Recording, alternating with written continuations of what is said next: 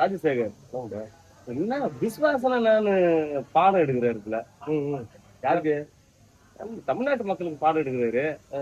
யாரு நம்ம ஊழியர் புகழ் எம்ஆர் விஜய் பாஸ்கர் என்ன பாடம் எடுக்கிறாருன்னா, நாங்க விசுவாசமா இருப்போம், நாங்க விசுவாசமா இருப்போம் சொன்னாரு எடப்பாடிக்கு. எடப்பாடிக்கு ஒரே கவுத்துட்டு வெளி வந்துட்டாரு.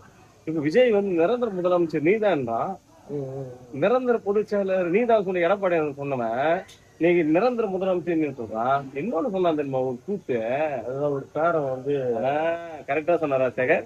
அதாவது தாத்தா நீங்க எங்க கட்சிக்கு வந்துட்டீங்க, மாமா நீங்க எங்க கட்சிக்கு வந்துட்டீங்க, சின்ன சின்ன பொடி பசங்க பேசுறானுங்க. நீ அந்த பேரன் எவ்வளவு விசுவாசமா இருக்கிறான், அவன் வாங்கி குடிக்கலாம் அவன். ஓகேவா? என்ன வாங்கி குடிக்கலாம் சொல்றேன்னா, நம்ம சென்சார் கட் பண்றாங்க, தண்ணி வாங்கி குடிக்கலாம். ஓகேவா?